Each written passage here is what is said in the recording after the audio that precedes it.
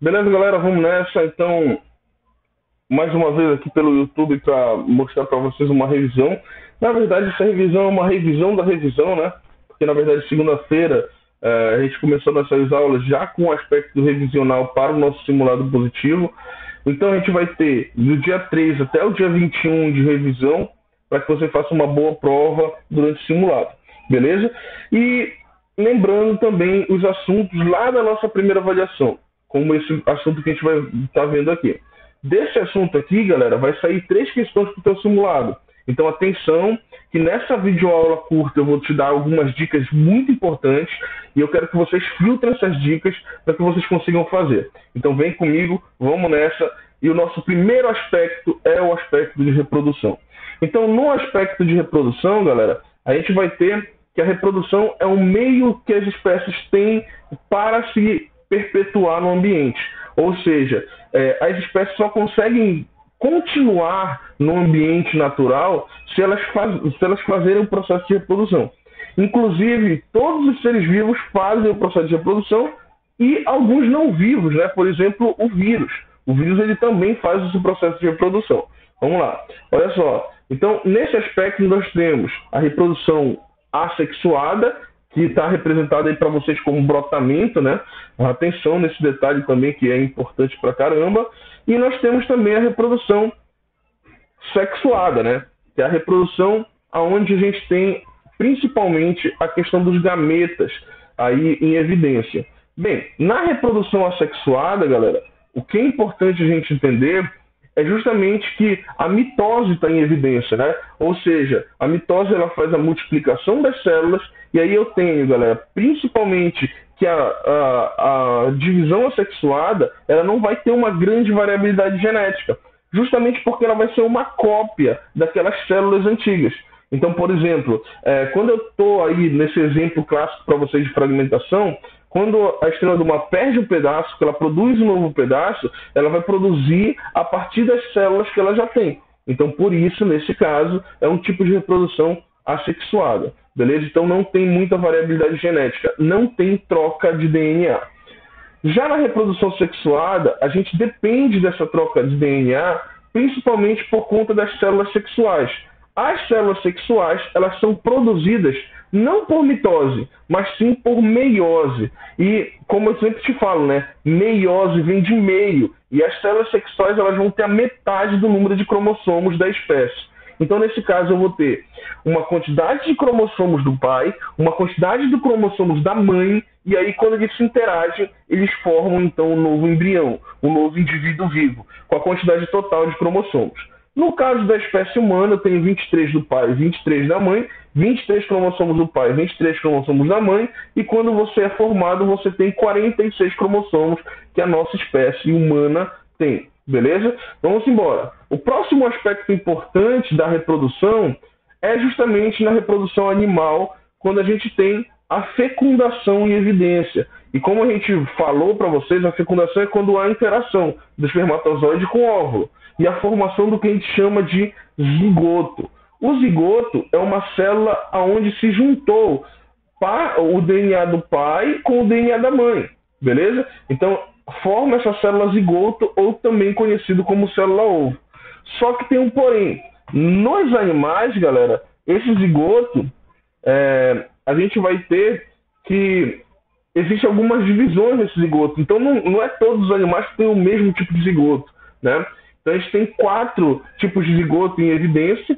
O primeiro tipo de zigoto ele já é chamado de oligolécito, ou também conhecido como isolécito.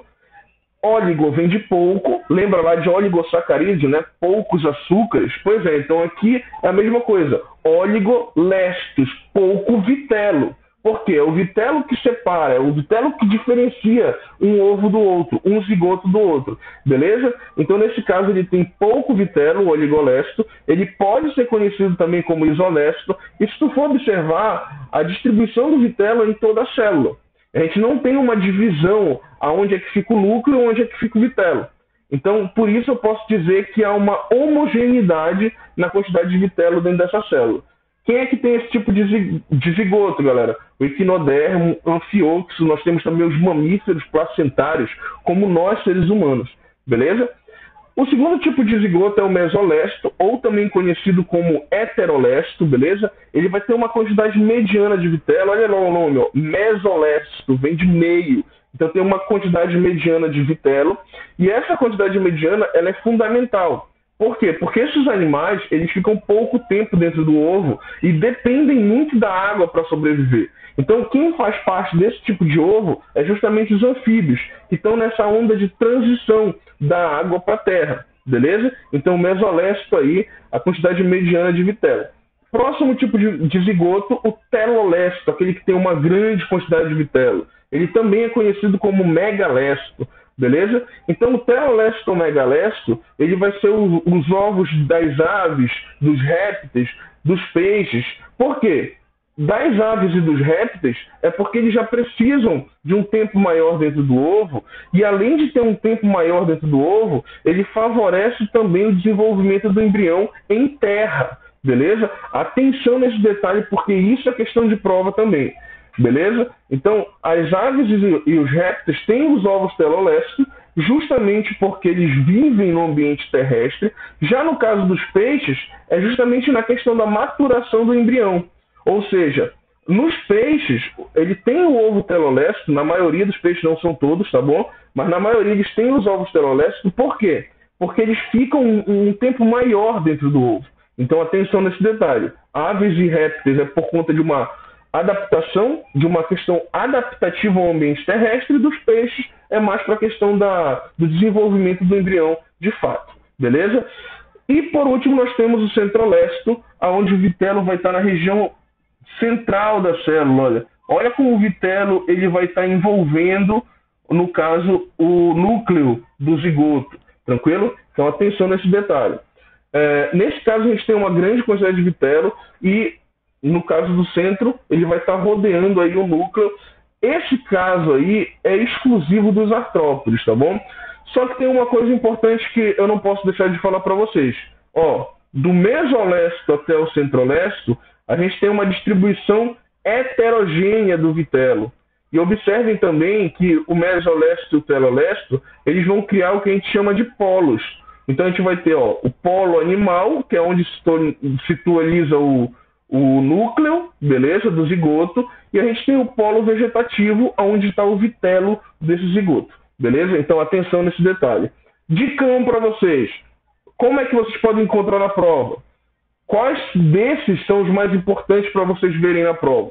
Os isolestos, é importante que vocês prestem muita atenção nos isolestos, beleza? E muita atenção também nos telolestos, porque eles podem acabar chegando lá para vocês na hora da prova de vocês. Então, galera, lembrem da questão adaptativa de aves e répteis também, é um detalhe importante. Vamos lá. Vamos seguir adiante.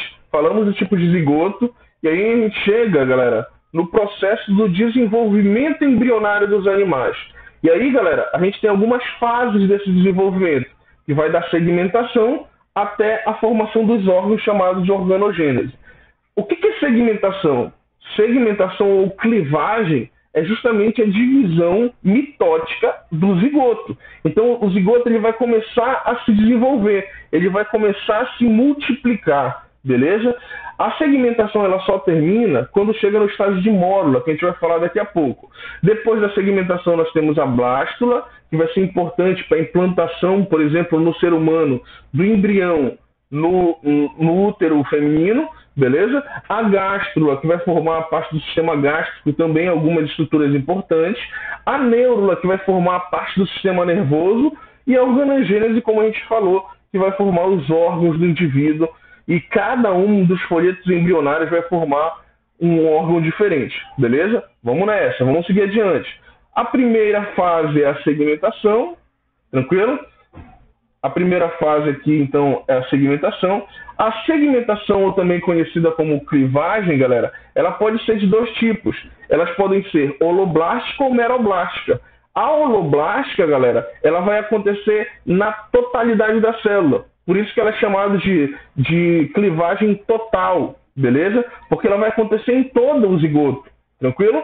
Então, assim, a holoblástica, ela acontece de duas maneiras. Holoblástica igual ou desigual. Qual a diferença? A diferença é a seguinte, na holoblástica igual, as células da mórula, elas são iguais, olha. Todas elas vão se dividir de maneira igual. O tamanho das células serão iguais. No caso da desigual, a gente vai ter uma desigualdade aí. Então, geralmente, na oitava célula, quando ela começa a se dividir, as células começam a ter tamanhos diferentes, beleza? Então, por isso a gente vai ter a holoblástica igual e holoblástica desigual. Existe uma coisa importante aqui da gente entender, tá? Cada tipo de clivagem, cada tipo de segmentação, existe um tipo de ovo. Então, nesse caso, a clivagem holoblástica igual, ela vai estar relacionada com o isolécito, beleza? Aquele que tem pouco vitelo, o oligolécito. Então, nesse caso, a holoblástica igual, ela está relacionada com o isolécito. No caso da holoblástica desigual, galera, ela já vai estar relacionada com outro tipo de ovo, que vai ser o mesolécito ou heterolécito, beleza? Então, atenção nessas relações, cara, porque vai estar na tua prova, sem dúvida nenhuma. Depois da clivagem holoblástica, nós temos a meroblástica. Por que meroblástica? Porque ela é chamada de clivagem parcial, beleza? Então é só uma região do zigoto que vai se dividir, tranquilo? Então a gente tem, por exemplo, aqui, ó, apenas a região de cima, onde está o polo animal, que vai se dividir, ó. E aqui apenas na superfície. Por isso que a gente tem a meroblástica discoidal e a meroblástica superficial. Meroblástica discoidal, galera, ela vai dividir apenas a região onde tem o núcleo, tranquilo? E onde tem o vitelo, ela vai continuar intacta. A mesma coisa aqui. Apenas a região onde tem o núcleo, observem que na superficial o núcleo ele vai começar a ir para a lateral da célula e a divisão vai acontecer na lateral da célula. Por isso, a gente tem uma meroblástica superficial. Aí fica fácil a gente entender, né, pai? Olha só. Quem é que faz, qual tipo de ovo faz parte da meroblástica discoidal? A gente tem o megalécito, beleza? Ou o telolécito. Então aqui, quem vai estar relacionado com a meroblástica discoidal é o telolécito, o megalécito. E quem vai estar relacionado à meroblástica superficial é justamente o centrolécito. Beleza? Então atenção nesse detalhe, porque na tua prova tem uma questão dessa, tá bom? Mais uma vez, peço que vocês deem uma atenção especial para o isolécito, uma atenção especial para a holoblástica igual, beleza? Então nós, seres humanos, fazemos o tipo de divisão, a gente faz o tipo de clivagem, beleza? Igual, porque nós somos isolécitos. Então atenção nesse detalhe. Vamos lá, galera. Vamos para a fase 2, a fase de blástula, tranquilo? Na fase blástula, a gente tem então a formação do blastocisto, que é essa estrutura aqui, tranquilo? E aí no blastocisto a gente vai ter duas regiões diferenciadas. Uma região chamada de embrioblasto, que vai formar um embrião, e a região lateral, essas células mais em laranja aqui que vocês estão vendo, beleza? Que é chamada de trofoblasto. O trofoblasto, no caso do ser humano, ele vai ser importante para que se conecte na parede do útero, beleza? Já no caso do embrioblasto, ele forma um embrião de fato, beleza? Para vocês verem de maneira mais fácil, está aqui então a blástula do ser humano, beleza? O embrioblasto aqui, que vai formar um embrião, e as células laterais que rodeiam todo aqui o desenvolvimento, chamadas de trofoblasto, beleza? Então atenção. Bem, os embrioblastos eles são conhecidos como célula-tronco, beleza? São eles que são usados para fazer, por exemplo, estudos sobre clonagem. Então, atenção nesse detalhe também que é importante, mas acredito que não está na prova de vocês. Vamos lá. Vamos para o nosso próximo passo, a nossa próxima fase, que é a fase 3, a fase da gástrula. Eu acabo dizendo que é a fase que mais acontece coisa, beleza? Porque a gente tem a formação do folheto embrionário, a gente tem a formação das cavidades cilomáticas, beleza? A gente tem a estrutura que vai formar o intestino primitivo. Então, tudo isso acontece dentro da gástrula. Como a gente vê o nome, olha, gástrula, vem de algo gástrico, beleza? Então, é lógico que tem a ver com o sistema digestório. Então, nesse caso, galera, a gente forma os folhetos embrionários na gástrula, ecto, endo e mesoderme, tranquilo? Dentro da gástrula, nós vamos ter uma estrutura chamada de arquêntero, beleza? Que é uma invaginação que acontece, e lá dentro é que vai formar o intestino primitivo do novo embrião, beleza? Nós temos também a mesoderme, que vai formar cavidades celomáticas, e essas cavidades, galera, vão acabar selecionando os animais. Por quê? Porque a gente vai ter animais que vão ter duas cavidades, que são chamadas de celomadas, animais que vão ter apenas uma cavidade, que são pseudocelomadas, e animais que vão ter nenhuma cavidade, e por isso são chamados de acelomados, beleza? E aí, galera, além disso tudo, ele ainda possui uma abertura no final dessa invaginação que a gente falou, que vai gerar ou a boca ou o ânus. Essa estrutura, essa abertura é chamada de blastóporo. Então, quando o blastóporo ele forma a boca, os animais vão ser chamados de protostômios, como, por exemplo, o cnidário, beleza? Já quando o blastóporo forma o ânus, a gente vai ter os deuterostômios, que são dois grupos só, que é apenas os equinodermos e os cordados, que somos nós, que a gente faz parte dos cordados, beleza? Então, nesse caso, galera, muita coisa acontece na gástrula. Atenção na gástrula também. Por quê? Porque a gástrula vai estar na tua prova. Atenção nesse detalhe, beleza? Lembra, cada região que está na gástrula, observa o desenho da gástrula para tu não errar. Tranquilo? Vamos nessa. Vamos seguir adiante. Dá uma atenção na gástrula aí, ó. Eu quero te mostrar rapidamente, ó. Aqui eu tenho a imagem real de uma gástrula. Aqui eu tenho a parte do arquêntero, ó. Beleza? O intestino primitivo. O blastóporo, que forma a boca com o ânus. Lateralidade, nós temos a mesoderme, a endoderme, a ectoderme. Beleza? E no final da gástrula a gente tem a formação justamente do celoma. Beleza? Vamos lá. Para ficar mais claro para ti, ó, a gente tem esse desenho mais fácil aqui. Esse cara aqui é um diblástico, né? Por que é um diblástico? Porque ele só tem ecto e endoderme. Aqueles que têm 3 folhetos embrionários, eles são chamados de triblástico. Aqueles que têm 2, eles são chamados de diblástico. Tranquilo? Então aqui, ó, como é que acontece a estruturação da gástrula depois da blástula? Olha, aqui eu tenho a blástula, há uma invaginação, a formação do arquêntero, beleza? Olha só a abertura aqui chamada de blastóporo, tranquilo? A ectoderme fica para fora, a endoderme fica para dentro, beleza? E a mesoderme ela vai ficar na região mediana entre um e outro, beleza? Então atenção nesse detalhe aí, que é importante para vocês também.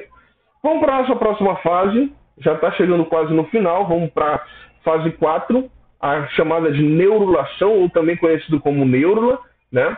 A neurulação acontece 2 fenômenos imprescindíveis para a espécie dos seres animais, beleza? Que é justamente a formação da mesoderme e da notocorda. A formação da notocorda e do tubo neural. A formação da notocorda, ela acontece por meio da mesoderme. Então, as células laterais ali da mesoderme, elas vão começar a formar uma cavidade, e essa cavidade justamente vai ser a notocorda, que vai aparecer ali bem no meio dessas cavidades laterais. Lembrando que a mesoderme já forma celoma, né?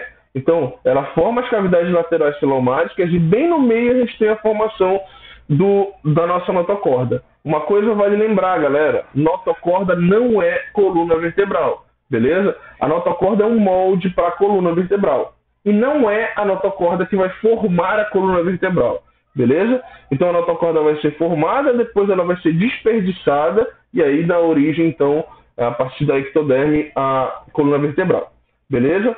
Vamos nessa. A ectoderme, galera, ela vai formar o tubo neural, tranquilo? O tubo neural é que vai dar origem a toda a parte do sistema nervoso. Eu costumo dizer que é o sistema nervoso central, né? Mas isso é um costume mesmo, beleza? Mas ela vai formar, de fato, todo o sistema nervoso do indivíduo. Ó, importante vocês entenderem como acontece isso aí, ó. A gente tem a formação da placa neural, ó. Olha essa coisa doida. Olha a transformação do indivíduo, beleza? Bem aqui vai formar justamente o tubo neural. Aqui no centro, olha a mesoderme aqui, ó, formando a notocorda. E bem aqui na lateral a gente vai ter a formação do celoma. Então tá aqui, ó, celoma, notocorda, tubo neural, beleza? E aqui, aquela parte que já era da gástrula, o arquêntero, que vai formar a região do intestino, beleza? Vamos nessa. Para a gente finalizar, nós temos a organogênese, beleza? Então aqui a gente tem as partes que formam essa organogênese, a ectoderme, formando várias coisas dentro da estrutura do indivíduo, glândulas, a epiderme da pele, ectoderme, né, vem de fora, então é lógico que ele vai formar a pele, e também a cobertura dos órgãos e tudo mais, beleza? Que são justamente as mucosas, né? E a mesoderme formando, então, todas as condições internas, lembrando que a mesoderme forma o celoma, e o celoma forma a cavidade corpórea, tá? Então, toda a cavidade que existe no teu corpo é graças ao celoma que foi produzido pela mesoderme. E ainda a derme formando glândulas, também algumas mucosas e o tubo digestório principalmente. Beleza? Vamos nessa. E por último, galera, e não menos importante, os anexos embrionários. Atenção, muita atenção, porque isso aqui é questão de prova, vai estar lá para vocês também. E eu peço muita atenção para esse cara aqui, ó, o âmnio. Por que o âmnio? O que o âmnio faz? O âmnio, galera, ele é importante para reter os impactos externos do embrião, beleza? No caso da mãe, do ser humano, por exemplo, que é placentária e tal, ela produz uma bolsa, dentro a gente tem um líquido amniótico, beleza? Para proteger o embrião dos impactos externos, beleza? Então essa que é a importância do âmnio. Só que em alguns outros seres vivos, aqueles que têm cascas, ele vai ser chamado de casca amniótica. Por quê? Porque ele vai proteger o embrião também, beleza? E essa casca, principalmente de cálcio, né? Ela vai ajudar nessa proteção do embrião, beleza? E nesse caso, galera, é importante entender essa possibilidade do âmnio de proteção. Outra coisa que eu quero mostrar para vocês bem de fato, galera, é esse cara bem aqui, ó. Tranquilo? Esse cara em verde, chamado de alantoide, e esse cara aqui, ó, que é chamado de saco vitelínico, beleza? No ser humano, o saco vitelínico, ele é quase que um vestígio. Por quê? Porque o alantoide, que faz parte do processo respiratório, se junta com o saco vitelínico do ser humano, que é pouco, lembra que tem pouquíssimo vitelo, né? Para formar o que a gente chama de cordão umbilical. Então, o cordão umbilical, ele é formado pelo alantoide e pelo saco vitelínico juntos, beleza? Algo parecido acontece com a região do córeo, beleza? O córeo, ele vai se juntar também com o alantoide para formar esse cara bem aqui, ó, que é justamente a placenta, beleza? Então, galera, importante a placenta para que tenha esse contato do cordão umbilical da mãe com o bebê, beleza? Então, galera, é mais ou menos isso aqui que a gente tem como anexos embrionários. Como eu falei para vocês, atenção com o âmnio e dê uma lida sobre casca amniótica, que lá tem muita coisa importante e com certeza tem uma questão voltada para isso no teu simulado, tá bom? Vamos lá. Para a gente praticamente finalizar, vamos fazer uma linha temporal aqui para você entender como acontece a formação do indivíduo vivo, né? Então, assim, ó, como eu falei para vocês em sala de aula, né? Nós temos basicamente, e na sala de aula virtual, na verdade, né? Basicamente 3 dias para que esse indivíduo, para que essa célula zigótica, ela se transforme na blástula, beleza? Ou seja, o que vai grudar no útero da mulher vai ser justamente a blástula. Então, esse processo todo aqui, ó, até chegar no útero feminino, ele tem basicamente até, sei lá, 3 dias aí para acontecer esse processo, beleza? 32 horas. E é justamente por isso, né? É justamente por conta desse processo que a gente tem a pílula do dia seguinte, né? A pílula do dia seguinte ela vai interromper esse processo. Ela não vai ser algo abortífero. Para a biologia, abortífero é apenas quando há um descolamento do embrião do útero feminino, beleza? Por que a blástula? Porque, na verdade, é a blástula que vai fazer essa interação entre o zigoto, o que vai se desenvolver, né?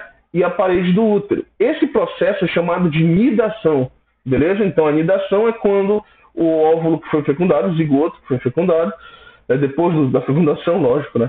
Ele vai interagir com o útero feminino. E aí daí, cara, aí a gente vai ter, depois da blástula, gástrula, neurula e a formação do indivíduo. Então, na primeira semana, galera, a gente tem todo esse processo, né? E a formação da gástrula, né? Depois nós temos a formação da neurula. Olha, segunda. Na terceira semana a gente já tem a formação do embrião indivíduo vivo. Já tem o coração já sendo produzido aí pelos folhetos embrionários, né? Os olhos e tudo mais. E aí ele só vai aumentando de tamanho e se desenvolvendo a partir dos folhetos embrionários que foram produzidos lá no desenvolvimento embrionário. Beleza? Galera do mal, deixo o meu abraço por aqui. Eu espero que vocês tenham gostado dessa revisão para vocês. Fiquem com Deus e um beijão no coração de vocês aí. Eu espero que vocês estejam bem. Até mais, galera. Valeu. Tchau.